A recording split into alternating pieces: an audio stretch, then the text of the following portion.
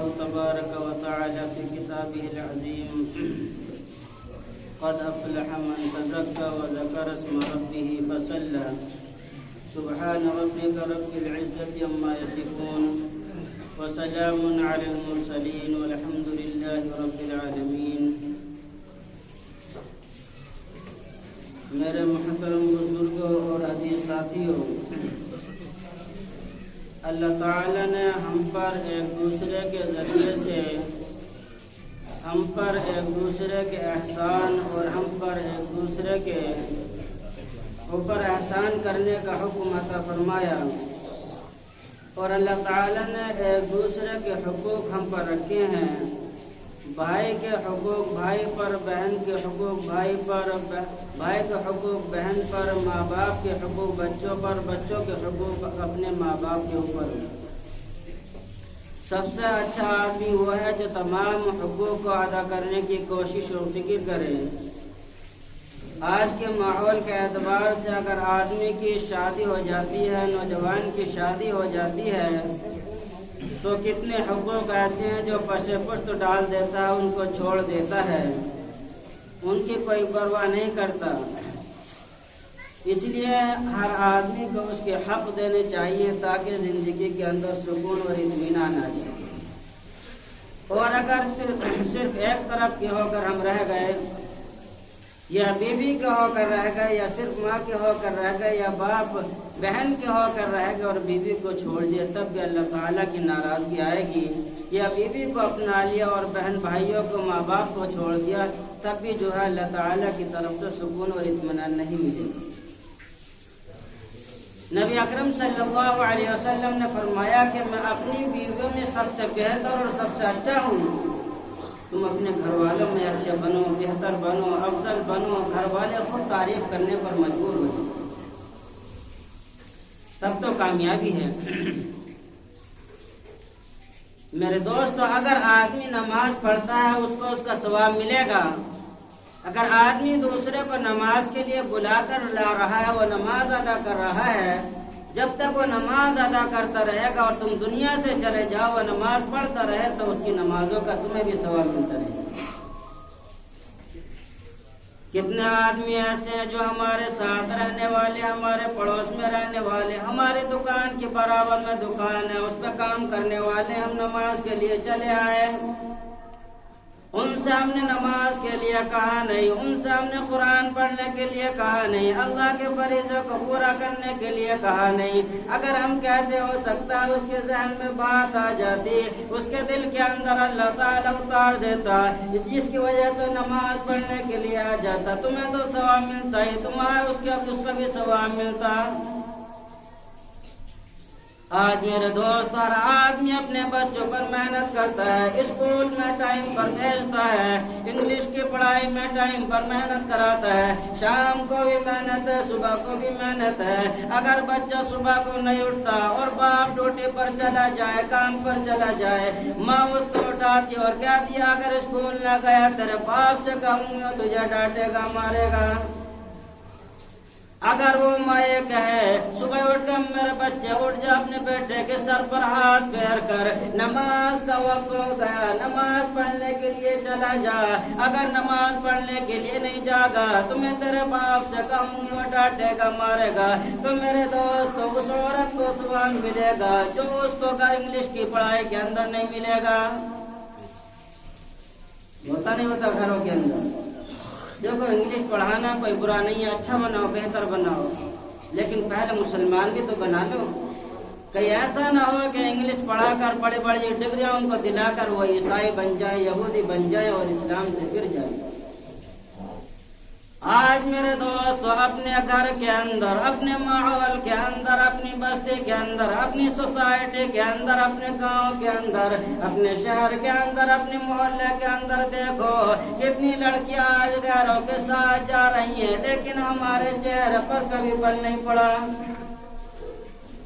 کتنے مسلمان بھائی غیر مسلم بن رہے ہیں، ہمیں اس پر کوئی فکر نہیں ہے کہ ایمان کیسے بچایا جائے، ایمان کی کیسے حفاظت کی جائے. شروع سے ہم نے مسلمان ان کو بنایا نہیں. اگر شروع سے ہی مسلمان بنا کر چلتے، اسلام کو ان کے اندر داخل کر دیتے، بھر دیتے، تو آج یہ نوبت نہیں آتی۔ میرے دوست، اگر بچوں کو دیندار بنانا ہے، اگر یہ چاہتے ہو قبر کے اندر سکون ملے، قبر کے اندر عذاب نہ بھگتنا پڑے، قبر کے اندر کوڑے نہ کھانا پڑے، قبر کے اندر انگاروں پر لیٹنا نہ پڑے، قبر جہنم کا کڑا نہ بنے، تو شروع سے ہی اپنے بچوں کو مسجد کے اندر لے آیا کرو۔ ان سے کہو ہم بھی نماز پڑھتے ہیں، تم بھی نماز پڑھو، تم بھی اللہ کے حکم کو ادا کرو، اللہ کے فریضے کو ادا کرو۔ اگر تم بھی نماز پڑھو گے، وہ بھی نماز پڑھے گا، تمہارا بچہ جو تمہارے ساتھ چل کر آیا ہے، تو میرے دوست اللہ تعالیٰ اگر تمہارے سجدے کو قبول نہ کرے، لیکن ننھے منھے بچے کو سجدے کو قبول کرنے کے بعد تمہارے سجدوں کو ضرور قبول فرمائے گا۔ میرا بندہ اپنے بچے کو مسجد کے اندر لے کر آ گیا، میں اس ننھے بچے کی وجہ سے میں اس کی دعا ضرور قبول کروں گا۔ آج ہماری مسجدوں کا جو حال ہے، اگر بچہ آ جائے نماز پڑھنے کے لیے تو اس کو پہلے ہی بھگا دیتے ہیں، اور پھر بعد کو ملاقاتوں کے لیے جاتے ہیں کہ بھئی نماز پڑھنے کے لیے چلو۔ پہلے تو تم نے ان کے اندر مسجدوں سے نفرت بھر دیا، وہ نماز پڑھنے کے لیے کیوں آئیں گے؟ بھئی آج کل ہماری مسجدیں نوجوانوں سے بالکل خالی ہیں، بوڑھے ہیں، ادھیڑ عمر کے تو موجود ہیں۔ میرے دوست یاد رکھنا، کبھی مسجد کے اندر بچہ کتنی شیطانی کر لے، کتنا ہی پریشان کرے، کبھی اس کو مسجد میں نہیں ڈانٹنا۔ اگر آج تم ڈانٹو گے تو بھاگے گا، بھگاؤ گے تو عقل نہیں آنے کا، تو اس کو نمازی کیسے بناؤ گے، دیندار کیسے بناؤ گے؟ اس کو سمجھاؤ، اس کو بتلاؤ، پیار سے، محبت سے اس کے سر پر ہاتھ پھیر کر سمجھاؤ۔ کتنی مسجدوں کے اندر دیکھا بچے جمعے کے اندر شیطانی کرتے ہیں، جب جمعے کا سلام پھرتا ہے، سلام کی بات تو کھڑے ہو کر بچوں کو ڈانٹنا شروع کر دیتے ہیں۔ جب تم مسجد سے لو بچوں کو بھگاؤ گے تو بتاؤ تمہاری مسجد میں نماز پڑھنے کے لیے غیر قوم کے لوگ آئیں گے کیا؟ بھئی آج جتنے ہم مسجد میں بیٹھے ہیں، ہم نے تو شیطانی کی ہوگی، مسجد میں ہم نے بھی شیطانی کی ہوگی اور کرتے تھے بچپنے میں، لیکن وہ رویہ اختیار نہ کریں جو ہمارے بڑوں نے ہمارے ساتھ کیا۔ اور میرے دوست، اللہ تعالیٰ نے خاص کر بیٹیوں کے حقوق کے بارے میں فرمایا، اگر تم اپنے گھر کے اندر کوئی چیز لے کر آ رہے ہو، بچہ بھی موجود ہے، بچے بھی موجود ہے، تو یاد رکھنا میرے نبی کا طریقہ یہ تھا، جس گھر کے اندر آپ چلے جاتے بچی کے ہاتھ میں وہ چیز عطا فرما دیتے تھے۔ آج بچی ہے 20 سال تک رہے گی، 20 سال کے بعد وہ چلی جائے گی، اور بچہ تو ہمیشہ اس کے پاس رہے گا جب تک وہ زندہ ہے۔ ایک مرتبہ حضرت فاطمہ رضی اللہ تعالیٰ عنہ مکہ کے گلیوں سے گزر رہی تھی۔ ابو جہل جو قوم کا فرعون ہے، حضرت فاطمہ رضی اللہ تعالی عنہ کے پیچھے پیچھے چل رہا تھا۔ اس نے دیکھا نبی کی بیٹی ہے، اس نے دیکھا رسول کی بیٹی ہے، اس نے دیکھا پیغمبر آخر الزماں کی بیٹی ہے، نبی کی شان میں گستاخی کرنے لگا۔ حضرت فاطمہ نے پلٹ کر کہا، او ابو جہل، تو مجھے بچی سمجھ کر آج میرے باپ کو برا بھلا کہہ رہا ہے، یاد رکھنا اب تو نے میرے باپ کی شان میں گستاخی کی تو تیرے چہرے پر رپیٹا ماروں گی، تیرے چہرے کو لال کر دوں گی۔ بیٹی ایسی ہوتی جو اپنے بھائی کو پٹتا ہوا اس کی شان میں گستاخی کرے پر اس کو برداشت نہیں کرتی، اسی طرح بہن بیٹی اپنے باپ کی شان میں گستاخی برداشت نہیں کرتی۔ ابو جہل نے حضرت فاطمہ رضی اللہ تعالی عنہ کو پکڑ لیا اور کہنے لگا چلی جا، اور گال پہ ایک تھپڑ مارا۔ حضرت فاطمہ رضی اللہ تعالی عنہ اپنے ابو جان نبی اکرم صلی اللہ علیہ وسلم کے پاس چلی گئی اور گال پہ ہاتھ رکھا ہوا تھا، رونے لگی۔ پیارے آقا صلی اللہ علیہ وسلم نے پوچھا، اے فاطمہ تجھے کیا ہوا، کس بات نے آج تجھے رلا دیا؟ حضرت فاطمہ نے کہا، بجان ابو جہل نے میرے تھپڑ مارا ہے، ابو جہل نے تھپڑ مارا ہے۔ नबी अकरम सल्लल्लाहु अलैहि वसल्लम ने पूछा क्या हुआ? हजरत फातिमा ने कहा बजान वो आपकी शान में गुस्ताखी कर रहा था। मैंने कहा अगर अब तूने कुछ कहा तो तेरे थप्पड़ मारूंगी। उसने मेरे थप्पड़ मार दिया। वो ताकतवर था, बहादुर था, सरदार था। मेरे दोस्तों, नबी अकरम सल्लल्लाहु अलैहि वसल्लम भी खामोश न रहे बेटियों के बहनों के मामले में। नबी अकरम सल्लल्लाहु अलैहि वसल्लम ने फरमाया बेटी फातिमा, हमजा के पास, मेरे चचा के पास चली जा या अबू सुफियान के पास चली जा, कह देना मेरे उसने अबू जहल ने थप्पड़ मारा है। अगर मैं मैदान में निकल आया तो अबू जहल की नस्ल को तबाह करके रख देगा अल्लाह ताला। भाई वो भी तो जानते थे कि नबी सच्चे हैं, नबी बरहक हैं। हजरत फातिमा रज़ियल्लाहु ताला अन्हा घर से निकल कर चल दी। रास्ते में अबू सुफियान से मुलाकात हुई। अबू सुफियान मिल गए। वो उस वक्त ईमान नहीं लाए थे, मुसलमान नहीं हुए थे। पूछा बेटी फातिमा किधर जा रही हो? हजरत फातिमा ने कहा मैं आपके पास जा रही थी। अबू जहल ने मेरे थप्पड़ मारा, मेरे बाप की शान में गुस्ताखी की है। अबू सुफियान ने हजरत फातिमा को गोद में उठाया। ज्यादा बड़ी नहीं थी, 5-6 साल की थी। गोद में उठाया और मक्का वालों के दरबार में सरदारों के सामने, अबू जहल के सामने खड़े हो गए फातिमा को लेकर। ऐ फातिमा, इसने मारा है, इसके चेहरे पर थप्पड़ मार ले। हजरत फातिमा कहने लगी अबू सुफियान चाचा, मैं उस नबी की बेटी हूँ जो नबी तमाम आलम के लिए रहमत बनकर आया है। मैं थप्पड़ मारने के लिए नहीं, मैं तो इसको बदलाने के लिए आई थी। मैं मारने पर कादिर हूँ लेकिन मैं बदला नहीं लेती। मैं मारने पर कादिर हूँ लेकिन मैं बदला नहीं लेती। नबी अकरम सल्लल्लाहु अलैहि वसल्लम ने जिस वक्त मक्का को फतह कर लिया और उसके बाद जितने सरदार सब आपके कदमों में थे, कुछ भाग कर निकल चुके थे, तो अबू सुफियान उस वक्त हजरत अब्बास के कहने पर मुसलमान हुए और कहने लगे लो आज मैंने भी कलमा पढ़ लिया, हाय मैंने भी आज कलमा पढ़ लिया। हजरत अब्बास नहीं, हजरत हमजा खड़े होकर कहने लगे ऐ अबू सुफियान, ये तेरी मजबूरी नहीं बल्कि ये तो नबी की दुआ का असर है। जिस वक्त तूने अबू जहल के थप्पड़ लगवाया था और नबी ने हाथ उठाकर दुआ की थी, इसके बदले में अल्लाह ताला ने तुझे हिदायत अता फरमाई। भाई नेकी का सिला अल्लाह ताला कहाँ देते कुछ पता नहीं। मेरे दोस्तों, आज हम कितने ऐसे लोग हैं जो बड़े बड़े गाड़ियां खरीदने के बाद, मकान खरीदने के बाद, अच्छा बिजनेस करने के बाद, अच्छी दुकान करने के बाद अपने दोस्तों को बुला कर लाते हैं, अपने ससुराल से बुलाते हैं, अपने साड़ुओं को, रिश्तेदारों को बुलाते हैं। मेरे दोस्त खुशी से उनको दावत देते हैं। अगर वहाँ कोई नजर नहीं आती, वो बहन नजर नहीं आती या माँ नजर नहीं आती है नहीं आती। एक मर्तबा एक अल्लाह वाले के दरबार में एक शख्स गया और कहने लगा वो अल्लाह वाले, मेरा कारोबार नहीं चलता, मेरा बिजनेस नहीं चलता, मेरे कारोबार में तरक्की नहीं है। उस अल्लाह वाले ने कहा अपनी माँ से पूछ, अपनी माँ से दुआ करा ले। वो कहने लगा मेरी माँ गुजर गई। उसने कहा अपनी बहन से दुआ करा ले। वो कहने लगा मेरी बहन भी गुजर गई। उसने कहा तेरे घर के अंदर और कौन है? वो कहने लगा मेरी बेटी मेरे घर के अंदर है। वो अल्लाह वाले ने कहा तो अपनी बेटी से जाकर कह दे रात को तहज्जुद में उठकर मेरे लिए दुआ करे। उसने अपनी बच्ची का हाथ पकड़ा और कहने लगी बेटी मेरे हालात को जानती है, मेरे कारोबार को भी जानती है, मेरे गुजरा दिन के हालात को जानती है, हालात बहुत खराब चल रहे, आज अल्लाह से मेरे लिए दुआ कर दे।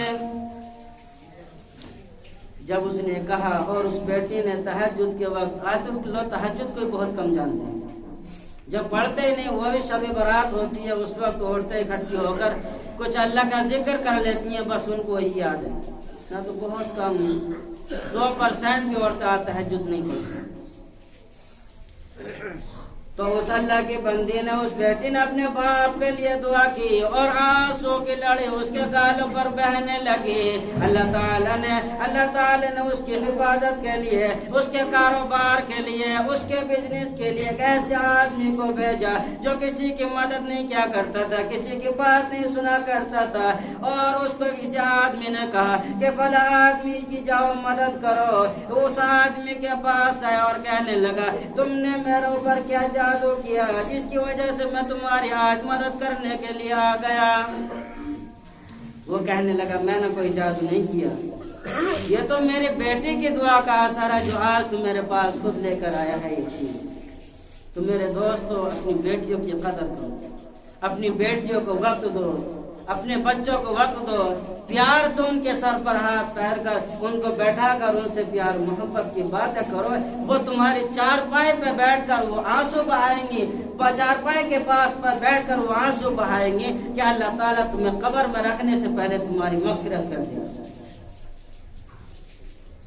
میرے دوست اپنی بیٹیوں سے کہہ دو ظہر کی نماز میں دعا کریں، عشاء کی نماز میں دعا کریں، اور اپنے بچوں کو وصیت کر جاؤ کہ جب میرے چار پائے اٹھا کر لوگ قبرستان کی طرف چل دیں اور قبر میں مجھ کو رکھ دیں، قبر میں رکھنے کے بعد جب اعلان ہونے لگے اور لوگ آؤ مٹی ڈالنے کے لیے آ جاؤ، قبر پر مٹی ڈالنے کے لیے آ جاؤ، اس وقت میرے پوتے کو، میرے بیٹے کو وہاں کھڑا کر دینا اور اس سے کہہ دینا میرے لیے سورہ فاتحہ پڑھ دے، قل هو اللہ احد ایک مرتبہ پڑھ دے۔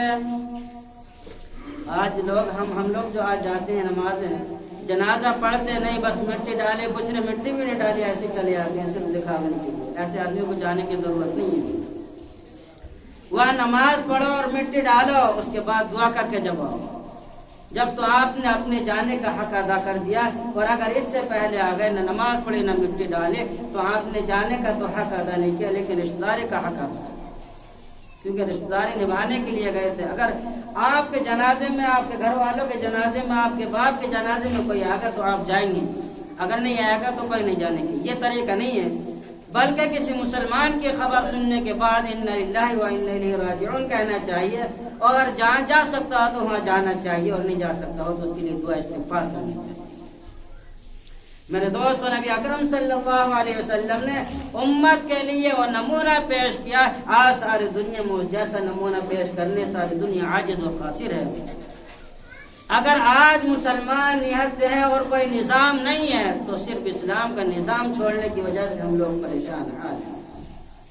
آج ہم نے یہودیوں کے قانون کو نافذ کر دیا، غیروں کے قانون کے نیچے رہ کر ہم زندگی گزارنے والے، بڑی اچھی باتیں کرنے والے بن جاتے ہیں، لیکن اسلام کے قانون کو فالو کرنے کے لیے کوئی تیار نہیں، اسلام کے قانون کو سیکھنے کے لیے کوئی تیار نہیں، قرآن کے قانون کو سیکھنے کے لیے کوئی تیار نہیں، جس کے اندر نبی اکرم صلی اللہ علیہ وسلم نے سراپا ہدایت کی دعوت دی ہے، وہی جس میں روشنی ہوگی، وہ طریقہ و قانون جس کو رب کریم نے ساری مخلوق کے بادشاہ نے شہنشاہ نے بنایا ہوگا، اس کا نظام کتنا عجیب ہوگا، کتنا شاندار ہوگا، وہ قیامت تک کے لیے جاری ہوگا، کبھی فیل نہیں ہو سکتا۔ دنیا کے نظام بنتے رہتے ہیں، بگڑتے رہتے ہیں، ٹوٹتے رہتے ہیں، لیکن قرآن کا نظام جب ایک مرتبہ بن گیا وہ سب کے لیے برابر ہے، وہ ہمیشہ رہے گا، کبھی ختم نہیں ہو سکتا۔ اس لیے میرے دوستو، اپنے جانے سے پہلے ایسے لوگ تیار کر دو جو مرنے کے بعد تمہیں بھی یاد کر لیں، ہمیں بھی یاد کر لیں۔ آج زندگی بہت مشغولی والی زندگی ہے، آج زندگی بہت بے چینی والی زندگی ہے، آج زندگی بہت پریشان کن زندگی ہے۔ آج آدمی چاروں طرف سے حالات کا مارا ہوا ہے، حالات کا گھرا ہوا ہے، حالات سے دو چار ہو کر زندگی گزار رہا ہے، لیکن اس کو یہ سمجھ نہیں آ رہی میں تھوڑا سا وقت اللہ کے لیے نکال کر اپنے بچوں کو حافظ قرآن بنا کر چلا جاؤں۔ اگر میں حافظ قرآن بنا کر چلا گیا تو میرے مرنے کے بعد یہ بچے وہ کام کریں گے جو زندگی میں کبھی مجھے اے سی کی ہوا میں سکون نہیں ملا تھا، جو زندگی میں کبھی فین پنکھے کے نیچے بیٹھ کر سکون نہیں ملا تھا، جو زندگی میں کبھی دریا کے کنارے سمندر کنارے جا کر سکون نہیں ملا تھا، قبر کے اندر وہ سکون آپ کو نظر آئے گا اگر آپ کا بچہ حافظ قرآن بن جائے گا، آپ کی بچی حافظ قرآن بن جائے گی، آپ کے بچے نماز پڑھنے والے بن جائے گی۔ اگر وہ اس طرح کے تہجد گزار بن گئی تو آپ کو پریشان ہونے کی ضرورت نہیں۔ جب وہ کھانا بنائے گی آپ کو یاد کرے گی، جب وہ جھاڑو لگائے گی آپ کو یاد کرے گی، تو آپ کی چارپائی کو خالی دیکھے گی آپ کو یاد کرے گی، یاد کرے گی نہیں کرے گی؟ جب وہ نماز پڑھے گی آپ کو یاد کرے گی اور آپ کو دعا دے گی، جب تک آپ جنت میں نہ چلے جاؤ اور اسے یقین نہ ہو جائے اور وہ مرتے وقت تک اپنے باپ کے لیے دعا کرے گی۔ ایسی کوئی اور چیز ہو تو بتاؤ جو باپ کو مرنے کے بعد یاد کرے۔ ایک بیٹی ہوتی ہے، ایک بہن ہوتی ہے جو اپنے بھائی کو یاد رکھتی ہے، ایک بیٹی ہوتی ہے جو اپنے باپ کو یاد رکھتی ہے۔ میرے دوستو بہنوں کو بہنوں کا حق دے دو۔ آج بہن ہمارے دروازے پر کچھ لینے کے لیے آ جائے تو آج میرے دوستو آج ہم منہ موڑے لیتے ہیں، بہنوں سے اپنے چہروں کو پھیر لیتے ہیں۔ بیوی بھی چہرہ بنا لیتی ہے، منہ بنا لیتی ہے، بچے بھی منہ بنا لیتے ہیں۔ اس کو بے رخی کا طعنہ دیا جاتا ہے، اس کو غریبی کا طعنہ دیا جاتا ہے، اس کو کمزوری کا طعنہ دیا جاتا ہے، اس کو پاگل پن کا طعنہ دیا جاتا ہے۔ میرے دوستو میرے نبی کے دربار میں چلے جاؤ، اگر سوتیلی بہن بھی آتی ہے وہ بھی نبی کے دربار سے خالی نہیں جاتی ہے، نبی کے دامن سے اپنے دامن کو بھر لیتی ہے، نبی کے گھر سے کبھی خالی ہاتھ نہیں جاتی۔ اگر آپ کے بیوی کی کوئی سہیلی بھی آ جاتی ہے تو جو آپ کی بیوی اپنی سہیلی کو دیا کرتی تھی، آپ صلی اللہ علیہ وسلم اپنی بیوی کو سہیلی کو وہی دیا کرتے تھے جو آپ کی بیوی دیا کرتی تھی، اور اس سے بہتر دینے کی کوشش کرتے۔ کیوں؟ تاکہ میرے بیوی قبر کے اندر سکون ملے، اطمینان ملے۔ آج ہمارے والد گزر گئے، ہم اپنے والد کے ملنے والوں کے ساتھ، ان کے رشتہ داروں کے ساتھ، ان کے دوستوں کے ساتھ، ان کے احباب کے ساتھ، ان کے جن سے تعلق تھا ان لوگوں کے ساتھ اچھا برتاؤ اور سلوک کریں۔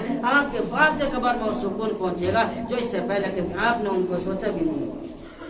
اللہ تعالیٰ نے مرنے کے بعد بھی انسان کے لیے وہ چیزیں تیار کی ہیں تاکہ اس کی مغفرت کر جائے، اور زندہ رہتے ہوئے وہ کارنامے اور وہ افعال، وہ اخلاق، وہ کردار پیش کرنے کی کوشش کی تاکہ انسان اس پر چل کر اپنے مردوں کو بھی بخشوا سکتا ہے اور زندوں کو بھی بخشوا سکتا ہے اور اپنے لیے بھی تیاری کر سکتا ہے۔